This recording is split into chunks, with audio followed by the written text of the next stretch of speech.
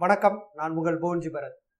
நம்ம தேசத்தோட முன்னாள் ஜனாதிபதி, மிகப்பெரிய விஞ்ஞானி அப்துல் கலாம், இளைஞர்களே கனவு காணுங்கள் அப்படின்னு அவர் சொன்னார். பல்வேறு பாசிட்டிவான மோட்டிவேஷன் அவர் இந்த இளைய சமூகத்துக்கு கொடுத்துருக்காரு. அப்படி கனவு கண்ட ஒரு சிறுமி தான் அனிதா. 1170 மார்க் பிளஸ் 2ல எடுத்திருக்காங்க. அதுக்கடுத்து நீட் தேர்வுல 700க்கு 86 தான் எடுத்தனால நீட்ல கலந்தாய்வுல கிடைக்காதுன்ட்டு உச்சநீதிமன்றத்தை அணுகி வழக்கு தொடர்ந்திருந்தாங்க. உச்சநீதிமன்றத்துல மத்திய அரசாங்கமும் மாநில அரசாங்கமும் ஒரு கூட்டு சதி, மிகப்பெரிய கூட்டு சதின்னு சொல்லணும். இதுக்கு முன்னாடி பாத்தீங்கன்னா முன்னாள் முதலமைச்சர் ஜெயலலிதா இருந்த வரைக்கும் இந்த மாநில உரிமைகள் எதுவும் பறிக்கப்படலை. அவங்கள மருத்துவமனையில கொண்டு போய் உட்கார வச்சுக்கிட்டு என்னென்ன நாடகம் ஆடி மத்திய அரசாங்கம் கொஞ்சம் கொஞ்சமா இந்த தமிழ்நாட்டை வேற விதமா அவங்க என்னென்ன நினைச்சாங்களோ எல்லாத்தையும் சாதிச்சுட்டு இருக்காங்க. இன்னைக்கு நடந்துட்டு இருக்கிறது ஒரு கோமாளி அரசு. இது வரைக்கும் அரசியல் செய்திகள் நான் போடவே இல்லை. ஏன்னா அவ்வளவு ஒரு கோமாளித்தனம். இவன் அவனை தூக்கிட்டேங்கிறான், அவன் இவனை தூக்கிட்டேங்கிறான், இந்த கலைதுங்கிறாங்க, நாங்க கலைக்க மாட்டோங்கிறாங்க. இன்னொரு எதிர்கட்சின்னு ஒரு தர்த்தியா ஒரு கூட்டம் உட்காந்துருக்கு. அந்த கூட்டம் என்ன சொல்லிட்டு இருக்குன்னா, நாங்க ஜனாதிபதியை பார்த்ததுக்கு அப்புறம் ஜனாதிபதி என்ன பண்ணுவாரு, இந்த அரசாங்கத்தை கலைக்கிறதுக்கு என்ன பண்ண முடியும் அவரால், கவர்னருக்கும் உள்துறை அமைச்சகத்துக்கும் அவர் பரிந்துரை பண்ணுவாரு. அதைத்தான் முன்னாடியே முந்தின நாளே சொல்லிட்டாங்களே, உள்துறை அமைச்சகமும் கவர்னரும். அப்ப நம்பிக்கையில்லா தீர்மானம் நீங்க கொண்டு வரலாம்ல, இல்ல ஏன் 98 பேரும் ரிசைன் பண்ண வேண்டியதானே? செய்யறே கிடையாது. இதெல்லாம் நம்ம நிறைய விவாதிச்சிட்டோம். அதெல்லாம் ஒரு பக்கம் இருக்கட்டும். இப்படி ஒரு கோமாளித்தனமான ஆட்சி இன்னைக்கு ஆளும் கட்சியா இருக்கட்டும், எதிர்கட்சியா இருக்கட்டும், மற்ற கட்சி தலைவர்களாக இருக்கட்டும், ஒரு கோமாளித்தனமான விஷயங்கள் தான் பண்ணிட்டு இருக்காங்க. நெடுவாசல் நீங்க எடுத்துக்கிட்டீங்கன்னாலும் சரி, நெடுவாசல் போனீங்கன்னா இன்னும் போராட்டம் நடந்துட்டு இருக்கு. அங்க இருந்து நாங்க ஆய்வுக்கு நீர் எடுத்தோம் அப்படின்ட்டு பெரிய தலைவர்கள் மக்களுக்காக புரட்சியை பேசுறாங்க அப்படின்ட்டு பெரிய தலைவர்கள் எடுத்தாங்க. அந்த நீர் அந்த ஆய்வு பண்ணி வழக்கு தொடர போறோம் அப்படின்னாங்க. என்ன பண்ணாங்க? இதுவரைக்கும் என்ன பண்ணியிருக்காங்க? அந்த திட்டத்திற்கு ஒரு ஸ்டே வாங்குறதுக்கு இவ்வளவு விஷயங்கள் இருக்கு. எங்களால போக முடியாது. ஏன்னா அதுக்குன்னு ஒரு சில விஷயங்கள் தேவை, வக்கீல் எல்லாமே எங்களுக்கு தேவை. அந்த சட்ட அணுகுமுறை எங்களுக்கு கஷ்டம். ஒரு கட்சி தலைவர் அவங்களால முடியும்ல, அதை ஏன் செய்யல அப்படிங்கிற கேள்வியெல்லாம் முன் வச்சிருக்கோம். இன்னைக்கு அனிதாவோட மரணம், இந்த மரணத்திற்கு மத்திய மாநில அரசு மட்டும் இல்ல, இந்த சமூகமும் ஒரு காரணம் அப்படிங்கிறதா என்னோட குற்றச்சாட்டு. நீட் தேர்வு 3 தடவை எழுதலாம். இந்த பொண்ணு இந்த தடவை தோத்துருச்சு, ஓகே. அதுக்கடுத்து வேற ஏதாவது படிப்பு எடுக்க போறேன், அதாவது விவசாயத்துறையில நான் படிக்க போறேன், மக்களுக்கு சேவை பண்ண போறேங்கிறதா அது லாஸ்டா கொடுத்த பேட்டி. அதுக்கப்புறம் இன்று இந்த மரணம் நிகழ்ந்திருக்கு அப்படின்னா இந்த மன உளைச்சலுக்கு அழுத்தத்தை கொண்டு வந்தது யாரு? இந்த சமூகம். நம்ம எப்படிப்பட்ட ஒரு கோழையான ஒரு சமூகத்தை உருவாக்கிட்டு இருக்கோம். ப்ளூ வேல் அப்படிங்கிற ஒரு சப்ப கேமு. எவனோ ஒருத்தன் எங்கேயோ உட்காந்து நம்ம இளைஞர்களோட உயிரை பறிச்சிட்டு இருக்கான், தாக்குதல் நடத்திட்டு இருக்கான். அதே மாதிரி இந்த விஷயம் சரி, உனக்கு முடியலையாமா, நீ இப்ப அப்துல் கலாம் எடுத்துக்கங்க. அப்துல் கலாம் பைலட் ஆகணும் அப்படிங்கிற ஆசைப்பட்டாரு. அவரோட கனவை தாண்டி எவ்வளவோ ஒரு விஷயம், ராக்கெட்டே ஏவுகணை கண்டுபிடிக்கிற அளவுக்கு போனாரு. இதுதான் விஷயம். ஒரு விஷயத்துல நமக்கு ஒரு தடை வருதுன்னா அதை தாண்டி நம்ம எப்படி போறது அப்படிங்கிற அந்த மோட்டிவேஷன் இருக்கணும். இன்னைக்கு சமூகம் என்ன, அவளை சுத்தி என்ன பண்ணியிருப்பாங்க, அனிதாவை சுத்தி இந்த சமூகம் என்ன பண்ணியிருக்கோம், கிண்டல் அடிச்சிருப்பாங்க.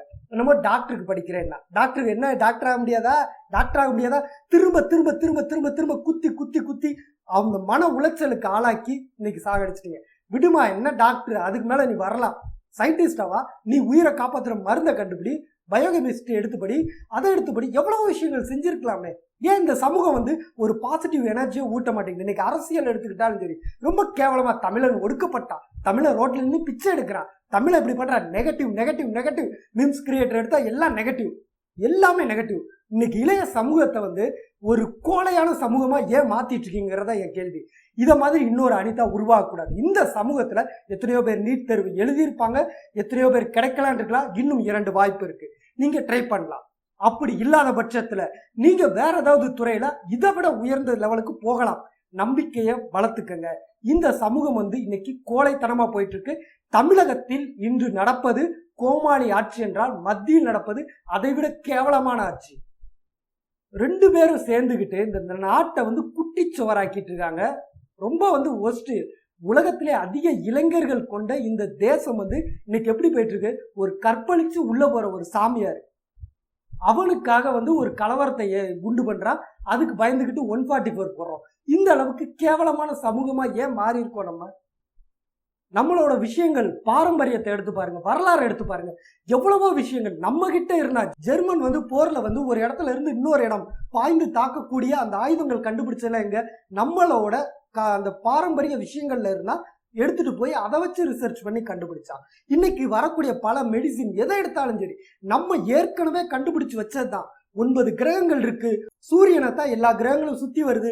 இதெல்லாம் என்னைக்கும் நம்ம கண்டுபிடிச்சிட்டோமே. டெலஸ்கோப் கிடையாது, மைக்ரோஸ்கோப் கிடையாது. அப்ப நம்ம உடலுக்குள்ள இருக்கக்கூடிய இத்தனை நரம்பு இருக்கு, இங்க எங்க இந்த எலும்பு இருக்கு, எல்லாத்தையும் நம்ம கண்டுபிடிச்சோமே. எப்படி கண்டுபிடிச்சோம்? இவ்வளவு அறிவாற்றல் நிறைந்த ஒரு தேசத்தின் பிள்ளைகள் இன்று கோழைகளாக, முட்டாள்களாக ஆக்கப்படுவது உண்மையிலே கண்டிக்கத்தக்கது. இந்த சமூகத்துக்கு நான் சொல்லிக்க விரும்ப ஒரே ஒரு விஷயம் என்ன அப்படின்னா, கோழைகளை உருவாக்காதீங்க. இப்போ ஒருத்தர் வந்து ஏதோ ஒன்று நினைச்சிருப்போம். இப்போ வாழ்க்கையில நானும் வந்து நிறைய விஷயங்கள் தவிர எனக்கு வந்து நான் இதெல்லாம் நிறைய சந்திச்சிருக்கேன். படம் வந்து பண்ணி அதுல அவமானப்பட்டு அந்த விஷயத்துல நான் கிட்டத்தட்ட எல்லாத்தையும் லாஸ் ஆகி இன்னைக்கு வந்து சர்வே பண்றதுக்கே ஒரு போராட்டமான நிலையில தான் வாழ்ந்துட்டு இருக்கோம். ஆனா அதை நோக்கி போயிட்டு இருக்கோம், அடுத்த கட்டத்தை நோக்கி போறோம். நம்பிக்கை அப்படிங்கிற ஒண்ணு வேணும்.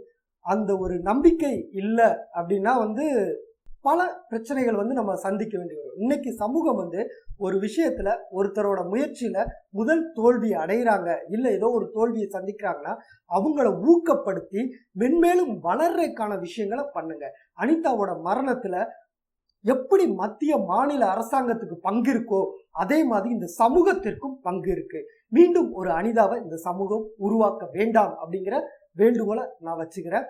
தயவு செஞ்சு இந்த சோசியல் மீடியாவில் ஒர்க் பண்ணுறவங்க நிறையா பேர், மீம்ஸ் கிரியேட் பண்ணுறவங்க எல்லாருமே வந்து பாசிட்டிவ் எனர்ஜியை மக்களுக்கு ஊட்டுங்க. நம்ம வந்து எதையும் சாதிக்க முடியும், நமக்குள்ளதான் எல்லாமே இருக்கு, அதை நோக்கி திசை திருப்பி கொண்டு போங்க. இந்த சமூகத்தை ஒரு கோழையா சின்ன சின்ன விஷயங்களுக்கெல்லாம் விலை மதிப்பில்லாத உயிரை இழக்கக்கூடிய ஒரு கட்டத்திற்கு வந்து தள்ளாதீங்க அப்படிங்கிற ஒரு வேண்டுகோள் நான் வச்சுக்கிறேன். தயவு செஞ்சு இதோட நிறுத்திட்டு மீண்டும் ஒரு அனிதா உருவாக வேண்டாம். மீண்டும் காவிரி பிரச்சனைக்காக உயிரிழந்த விக்னேஷ் உருவாக வேண்டாம். தற்கொலை என்பது தீர்வு கிடையாது. நம்ம அதை தாண்டி இந்த உலகத்துல சாதிக்கணும் அப்படின்னா இந்த உடம்புல உயிர் இருக்கணும். ஒரு சின்ன தோல்விக்காக உயிரை வந்து இழக்கிறது சரியான விஷயம் இல்லை அப்படிங்கிறதா என்னோட கருத்து. இன்னொரு விஷயம், நான் வந்து பெற்றோர்கள் குடும்பத்துல இருக்கிறவங்களுக்கு நான் ஒரே ஒரு சின்ன விஷயம் சொல்லிக்க விருப்பப்படுறேன். என்ன அப்படின்னா, இதுக்கு முன்னாடிலாம் வந்து நாங்கள் சமூகத்தில் வந்து இருந்தப்ப நான் வீட்டில் ஒரு விஷயம் கேட்குறேன், ஒரு பொருள் கேட்குறேன்னா உடனே எனக்கு வாங்கி தர மாட்டாங்க. ஏன்னா உடனே வாங்கி தந்துட்டா நான் நினைச்சோன்னே எல்லாமே அடைஞ்சிட்டா தோல்வி அப்படிங்கிறதோட வழி தெரியாது அப்படின்ட்டு இதுக்கு முந்தைய ஜென்ரேஷன் பெற்றோர்கள் எல்லாம் எப்படி இருந்தாங்கன்னா காலதாமதப்படுத்தி தான் கொடுத்தாங்க. என் பிள்ளைக்கு வந்து நான் அப்படி செய்ய மாட்டேன்ட்டு அந்த பிள்ளை கேட்கறதுக்கு முன்னாடியே நீங்க எல்லாம் வாங்கி கொடுத்துடுறீங்க. கேட்ட உடனே உடனே உடனே எல்லாம் செய்றீங்க.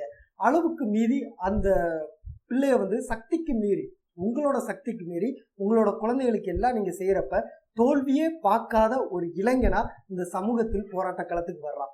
இதுதான் வந்து இன்னைக்கு சமூகத்துல ஒரு மிகப்பெரிய பிரச்சனையாகவும் இருக்கு. இந்த மாதிரி விஷயங்களை பெற்றோர்கள் கொஞ்சம் பரிசீலனை பண்ணி நம்ம குழந்தை வந்து சின்ன சின்ன தோல்விக்கெல்லாம் உடஞ்சிடக்கூடாது அப்படிங்கிற மாதிரி மோட்டிவேட் பண்ணி நீங்க கொண்டு வரணும் அப்படிங்கிறது என்னோட வேண்டுகோள். இதையும் கொஞ்சம் பரிசீலனை பண்ணீங்கன்னா நல்லா இருக்கும். மீண்டும் உங்களை சந்திக்கின்றேன். நன்றி.